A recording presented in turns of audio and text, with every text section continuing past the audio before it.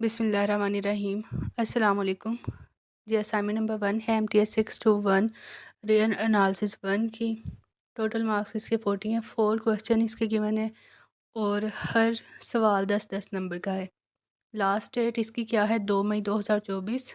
और इस असाइनमेंट के इंचार्ज कौन हैं? डॉक्टर जमशेद नसीर। ठीक है। पहला क्वेश्चन है, prove that square root 8 is an irrational number. ये प्रूव करना है। ये अक्सर पेपर में भी आ जाता है। ठीक है, ये वाला क्वेश्चन पेपर में भी आ जाता है, पास्ट पेपर्स में भी आया हुआ है और अब ये आपको असाइनमेंट में दिया गया है। ठीक है, तो इसको प्रूव करना है और है, इफ़ ए और b are positive number, a and b अगर पॉजिटिव नंबर हैं, then prove that N b greater than है ए के। एन हमारे पास क्या है? एक पॉजिटिव इंटीजर है। ठीक है, तो इसको अगर हम बी के साथ मल्टीप्लाई करें तो बी क्या हो जाता है? वो ग्रेटर देन हो जाता है किससे? ए से। ये हमने प्रूव करना है फॉर सम इंटीजर एन के लिए। ठीक है, क्वेश्चन नंबर 3 हमारे पास बहुत ही ईजी है। इस पे हमने मैथमेटिकल इंडक्शन अप्लाई करनी है। 3 केस अप्लाई करेंगे। ठीक है, इसी क्वेश्चन पे केस 1 क्या होगा कि n इज़ इक्वल टू 1 के लिए, केस 2 होगा n is equal to k के लिए, और केस 3 होगा n is equal to k plus 1 के लिए। तो इक्वेशन को हमने ट्रू साबित करना है कि ये हमारे पास ट्रू होती है या नहीं। ठीक है, और प्रूव करना है कि एस एन क्या है? एक नॉन डिक्रीजिंग सीक्वेंस है। ठीक है, S n is a non decreasing sequence, then limit n approaches to infinity S n is equal to supremum of S n. यानी कि अगर हम इसकी लिमिट लें एन अप्रोचेज टू इन्फिनिटी तक, तो क्या ये किसके बराबर है? Supremum of that sequence. ये हमने प्रूव करना है। चलिए जी, सोल्यूशन की तरफ चलते हैं। क्वेश्चन नंबर 1 है हमारे पास, prove that square root 8 is an irrational number.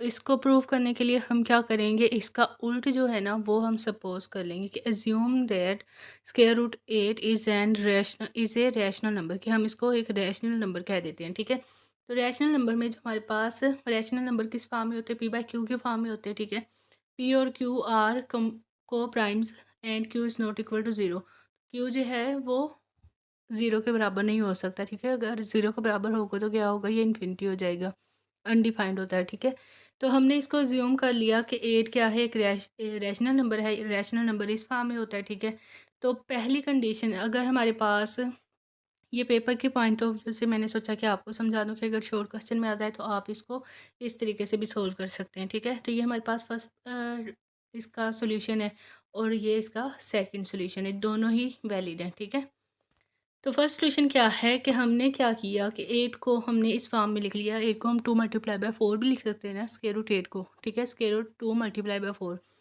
यानी कि इस फॉर्म में। ठीक है, इसको हमने क्या करेंगे? इसको हम स्क्वायर रूट अलहदा-अलहदा कर लेंगे, यानी कि square root 2 multiply by square root 4। 4 का स्क्वायर रूट लेंगे तो क्या आ जाएगा? Plus minus 2। ठीक है, तो हमारे पास जो स्क्वायर रूट 2 है वो क्या है? वो एक इरेशनल नंबर है। इसका मतलब ये है कि स्क्वायर रूट 2 इरेशनल नंबर है और रैशनल और इरेशनल का जो प्रोडक्ट होता है वो अगेन इरेशनल नंबर आता है। ठीक है, तो इसका मतलब ये हुआ कि स्क्वायर रूट 8 क्या है? एक इरेशनल नंबर है, यानी कि रैशनल और इरेशनल का प्रोडक्ट क्या आता है? Irrational number. तो हमारे पास स्क्वायर रूट 8 क्या हुआ? ये साबित हो गया कि स्क्वायर रूट 8 एक इरेशनल नंबर है। दूसरा इसका ये है कि दूसरा हम इसको लेंगे कि square root 8 is equal to p by q. ठीक है, दोनों तरफ स्क्वायर ले लेंगे। स्क्वायर लेने के बाद ये हमारे पास स्क्वायर रूट कैंसल आउट हो जाएगा। ठीक है, 8 इज़ इक्वल टू आ जाएगा P square over Q square. ये क्यू इसके साथ डिवाइड हो रहा है, इधर आके क्या हो जाएगा? मल्टीप्लाई हो जाएगा। इस इक्वेशन को हम इक्वेशन 2 कह देंगे। ठीक है, फर्स्ट इक्वेशन हमारे पास क्या थी? वो हमारी अजम्पशन थी। ठीक है, तो यहाँ पे अगर देखें कि 8 q square is equal to, हम लिख सकते हैं ना कि पी स्क्वायर ओवर 8, इस तरह भी लिख सकते हैं ना। ये 8 इधर आके क्या हो जाएगा? डिवाइड हो जाएगा। ठीक है, तो पी स्क्वायर ओवर 8 अगर हम लिख सकते हैं तो हम पी बाई 8 भी लिख सकते हैं। ठीक है, यानी कि अगर 8 पी स्क्वायर का कोफैक्टर है तो इसका मतलब ये है कि 8 पी का भी कोफैक्टर है।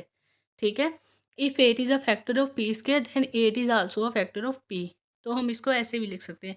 नाउ सपोज दैट, अगर हम सपोज करें कि हमारे पास p जो है वो किसके बराबर है? 8x के। ठीक है, p किसके बराबर है? 8x के। अगर हम सपोज करें कि p किसके बराबर है? 8x के, तो p स्क्वायर किसके बराबर होगा? 64 एक्स स्क्वायर के। ठीक है, यानी कि हम इसका स्क्वायर ले लेंगे दोनों साइड पे।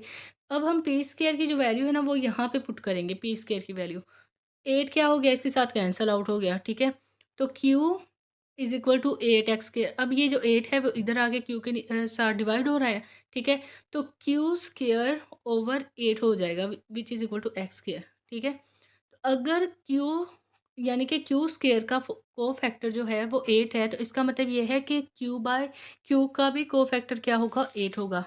अगर 8 को फैक्टर है क्यू स्क्र का, देन 8 विल आल्सो बी को फैक्टर ऑफ क्यू। तो इसका मतलब ये हुआ कि हमारे पास दोनों पी और क्यू दोनों जो रैशनल फॉर्म है, यानी कि रैशनल नंबर क्या होते हैं, पी बाई क्यू की फॉर्म में।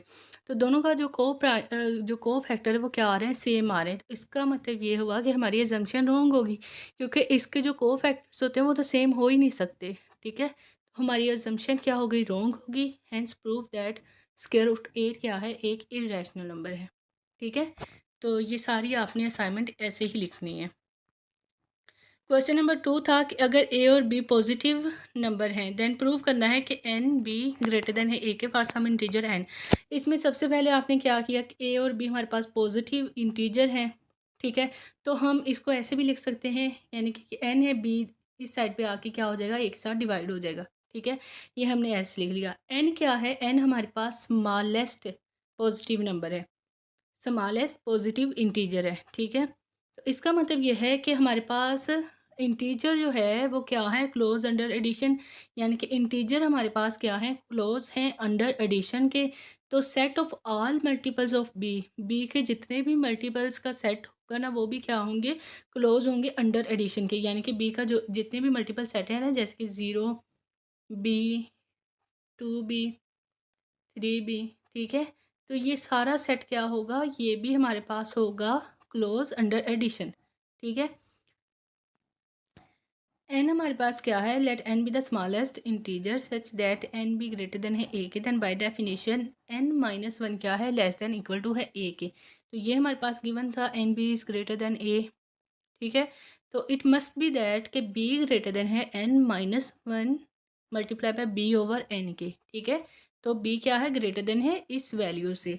Since n b greater than है ए के, वी हैव कि ए ओवर बी क्या है, लेस देन है ए एन से, ठीक है। यानी कि यही था ना, एन बी जो है वो ग्रेटर देन है ए के। तो एन क्या होगा, एन होगा ग्रेटर देन किससे, ए ओवर बी से, ठीक है। वही चीज़ दोबारा लिख लिए। And so N is the smallest integer, N क्या है, स्मॉलेस्ट इंटीजर है, such that N is greater than A over B, therefore we have shown that if ए और B, A and B are positive integers then there exists an integer n such that n b is greater than a, ठीक है। If A and B आएगा, यहाँ पे ए लिख लेना आप लोग, ठीक है। A and B are positive integer then there exist an integer such that N B is greater than A, ठीक है। ये क्वेश्चन नंबर 2 का सोल्यूशन था। क्वेश्चन नंबर 3 है, बाय यूजिंग मैथमेटिकल इंडक्शन हमने इस इक्वेशन को क्या करना है, प्रूव करना है, ठीक है। सॉल्यूशन देखते हैं इस क्वेश्चन का। बेस केस हमारे पास कौन सा होता है, बेस केस हमारे पास होता है n इज़ इक्वल टू 1 के लिए, ठीक है। यानी कि जहाँ जहाँ पे n है ना वहाँ वहाँ पे हमने क्या करना है, 1 पुट करना है। अब यहाँ पे हम अगर n की जगह पे 1 पुट करेंगे, 2 माइनस 1 क्या हो जाएगा, 1 हो जाएगा, ठीक है। तो 1 की पावर 3। मैथमेटिकल इंडक्शन में आपने हमेशा ये बात याद रखनी है कि हमारे पास जो इक्वेशन होती है ना, सीक्वेंस होता है, ठीक है। सीक्वेंस ऑफ इक्वेशन, यानी कि ये हमारे पास सम ऑफ सीरीज़ आ रहा है, ठीक है। तो अगर ये 1 से स्टार्ट होके सम क्या हो रहा है, एंड हो रहा है किस पे जाके, फिर से 1 पे। तो इसका मतलब ये है कि ये 1 से 1 के दरमियान में है, सारी वैल्यूज़ क्या है, 1 से 1 के दरमियान में। तो ये सारी सीक्वेंस किसके बराबर आ जाएगी, 1 के, ठीक है। सपोज़ करें अगर ये 2 से स्टार्ट होती है सीक्वेंस, +3 +4 प्लस एंड में जाके फिर से क्या आ जाता है, 2। तो इसका मतलब है ये सारी सीक्वेंस किसके दरमियान में है, 2 के दरमियान में, ठीक है। तो इस वजह से इस सीक्वेंस को मैंने किसके बराबर कर दिया है, 1 के, ठीक है। तो 1 इज़ इक्वल टू 1, इसका मतलब ये है कि इक्वेशन ट्रू है n इज़ इक्वल टू 1 के लिए। अब इंडक्टिव स्टेप 1 और इंडक्टिव स्टेप 2 करेंगे। इंडक्टिव स्टेप में हम क्या करते हैं कि n की जगह पे हम k स्टेप 1 में और k+1 स्टेप 2 में पुट करते हैं, ठीक है। तो n is equal to k हमने पुट किया स्टेप 1 में, ठीक है। ये इसको हमने इक्वेशन नंबर 1 का नेम दे दिया। दूसरा हमने क्या करना है, दूसरा हमने इसमें n की जगह पे k+1 पुट करना है, ठीक है? जहाँ-जहाँ पे n था वहाँ-वहाँ पे क्या किया, k+1 पुट कर दिया। अब हम इसको क्या करेंगे, इस इक्वेशन को हम सिम्प्लीफाई करेंगे, ठीक है? इसको कैसे सिम्प्लीफाई करना है, इसको हम ओपन कर लेंगे।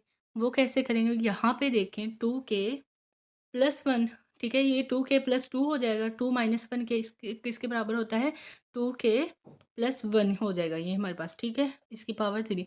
अब सीक्वेंस जो है उसमें क्या होता है कि इससे पहले की जो वैल्यू होती है ना, यानी कि इससे पहले की जो वैल्यू वो इससे 1 कम होता है। यानी कि यहाँ पे 2k+1 है ना, तो इससे पहले की जो वैल्यू होगी वो क्या होगी, 2k-1 होगी, ठीक है? इसकी पावर भी सेम ही होगी, यानी कि 2k-1 की पावर 3। अब यहाँ पे देखें, यहाँ पे कि ये हमारे पास पूरी सीक्वेंस वैसे ही है, 2k+1 वही जो ऊपर सॉल्व किया था। इससे पहले की सीक्वेंस हमारे पास क्या है, 2k-1 है, ठीक है? तो ये हमने लिख लिया। दूसरी जो राइट हैंड साइड की वैल्यू थी वो वैसे ही रखी, ठीक है? अब यहाँ पे देखिए इक्वेशन नंबर 1 में ये सारी वैल्यू किसके बराबर थी? इक्वेशन नंबर 1 में ये वाली जो सारी वैल्यू है ये किसके बराबर थी? अब हमने इक्वेशन नंबर 1 में ये वाली जो सारी वैल्यू इसके बराबर थी, ये वैल्यू हमने क्या की, इक्वेशन नंबर 2 में पुट कर दी, ठीक है? यहाँ पे हमने ये सारी वैल्यू क्या की, पुट कर दी। के square into 2k² -1 plus 2k+1 का क्यूब और k+1 का स्क्वायर, यानी कि ये वाली जो राइट हैंड साइड वाली वैल्यू वो वैसे ही नीचे उतार ली। अब इसको क्या करना है, अब इसको बिल्कुल सादा तरीके से सिंप्लीफाई कर लेना है, ठीक है? मल्टीप्लाई करना आपको आता है कि आपने कैसे इक्वेशंस को मल्टीप्लाई करना है। इसको हमने के स्क्वायर को इसके साथ अंदर मल्टीप्लाई किया, ठीक है? ये वैल्यू आ गई। फिर हमने 2k+1 का क्यूब ओपन कर लिया, ये वैल्यू आ गई, ठीक है? k+1 का स्क्वायर ओपन कर लिया, ये वैल्यू आ गई। k+1 का स्क्वायर ओपन कर लिया, ये वैल्यू आ गई, ठीक है? फिर 2 के साथ इसको मल्टीप्लाई कर दिया, ये हमारे पास इक्वेशंस आ गई, ठीक है? ये वाली और ये वाली। अगर हम इन दोनों इक्वेशंस को, यानी कि इसको इसके साथ मल्टीप्लाई करें, इन दोनों वैल्यूज़ को मल्टीप्लाई करें, ठीक है? तो हमारे पास ये वैल्यू आ गई। अब ये इस साइड पे सारी वैल्यूज़ क्या हो जाएँगी, जाके ये माइनस हो जाएँगी, ठीक है? ये सारी वैल्यू, यानी कि ये सारी वैल्यू क्या हो जाएगी, इनके साथ माइनस हो जाएँगी। पीछे क्या रह जाएगा, 1 = 1। इसका मतलब ये है कि ये इक्वेशन ट्रू है फॉर ऑल स्टेप, ठीक है? तो ये हमारा क्वेश्चन नंबर 4 भी कंप्लीट हो गया और क्वेश्चन नंबर 3 कंप्लीट हो गया। क्वेश्चन नंबर 4 देखें कि प्रूफ करना है if S n is a sequence, एक नॉन डिक्रीजिंग सीक्वेंस है, ठीक है? एस एन क्या है, नॉन डिक्रीजिंग सीक्वेंस है। Then limit n approaches to infinity, S n is equal to supremum of that sequence. ये हमने क्या करना है, प्रूफ करना है कि अगर limit n goes to infinity of that sequence which is equal to supremum of that sequence, ठीक है? सॉल्यूशन की तरफ चलते हैं कि एस एन क्या है, हमारे पास एक नॉन डिक्रीजिंग सीक्वेंस है। तो हमने सपोज कर लिया कि लेट एस क्या है, supremum of that sequence. S को हमने क्या कह दिया, एस को कह दिया कि सुप्रीमम है किसका, इसी सीक्वेंस का, ठीक है? We have to show that S n converges to S, यानी कि हम एस एन को क्या शो करवाएंगे कि एस एन कन्वर्ज करता है किसको, एस को, as n goes to infinity, यानी कि इस फॉर्म करवाएंगे कि एस एन कन्वर्ज करता है किसको, एस को, और लिमिट इस पे क्या अप्लाई होती है, एन अप्रोचेस टू इन्फिनिटी। ये हमने प्रूव करना है, ठीक है? इसके लिए हमने क्या किया, सिंस एस एन क्या है, एक नॉन डिक्रीजिंग सीक्वेंस है फॉर एवरी या फिर for any epsilon greater than zero, के ये हमारे पास डेफिनेशंस होती है, ठीक है? फॉर एनी एप्सिलॉन क्या है, ग्रेटर देन ज़ीरो है, then there exist an integer N, ठीक है? तो यहाँ पे क्या एग्जिस्ट कर रहा है, एक इंटीजर एन एग्जिस्ट कर रहा है, ठीक है? Such that S n is greater than equal to S minus epsilon, ठीक है? This is because if we take N as a smallest integer, अगर हम एन को क्या ले रहे हैं, एक स्मॉलेस्ट इंटीजर ले रहे हैं, such that N, S N capital है, एस एन ग्रेटर देन है एस माइनस एप्सिलॉन के, then for any k is greater than N, यानी कि के हमने क्या ले लिया, एक एक और इंटीजर ले लिया, ठीक है? इस डिफाइन को मज़ीद एक्सपेंड करने के लिए हमने क्या ले लिया, के को ग्रेटर देन एन ले लिया। एन हमारे पास क्या था, एक स्मॉलेस्ट इंटीजर था, ठीक है? और के हमारे पास क्या है, कोई भी पॉजिटिव इंटीजर है, ठीक है? Then we have S k greater than equal to है एस एन के, और एस एन किससे ग्रेटर देन है, एस माइनस एप्सिलॉन के, ठीक है? Now let epsilon is greater than zero be given, ये गिवन है। We want to show that there exist an integer P, यहाँ पे एक पी जो है इंटीजर एग्जिस्ट कर रहा है सच दैट एन क्या है, कैपिटल है पी से, ठीक है। यानी कि ये वाला जो एन है ना, ये कैपिटल है किससे, पी से, इस इंटीजर से कैपिटल है, ठीक है, greater than. Then we have S n minus S is less than epsilon since S n is non decreasing. S n क्या है, एक नॉन डिक्रीजिंग सीक्वेंस है, ठीक है। तो S n is greater than S minus epsilon, ठीक है। S n क्या है, ग्रेटर देन इक्वल टू है एस माइनस एप्सिलॉन के for all n is greater than equal to capital N, ठीक है। S n minus S is less than equal to है S n minus S, और ये किससे लेस देन है, epsilon से। दिस शोज दैट कि एस एन जो है वो कन्वर्ज कर रहा है किसको, एस को, यानी कि एस एन क्या कर रहा है, कन्वर्ज कर रहा है एस को as n goes to infinity, यानी कि एन अप्रोचेस टू इन्फिनिटी, ठीक है। Therefore S n, if Sn is a non-decreasing sequence, then Sn converges to supremum of Sn as n approaches to infinity. ठीक है, hence proved that hence proved if Sn is a non-decreasing sequence, then limit n approaches to Sn is equal to supremum of that sequence. ठीक है, तो ये हमारी assignment का solution था। 40 marks की असाइनमेंट है, आप लोगों ने इसको अच्छे तरीके से टाइप करना है और सबमिट करवाना है, ठीक है। डॉक्टर जमशेद नसीर की थी। वीडियो अच्छी लगी हो तो लाइक कर दें, चैनल को सब्सक्राइब करना ना भूलें। थैंक यू, टेक केयर, अल्लाह हाफिज़।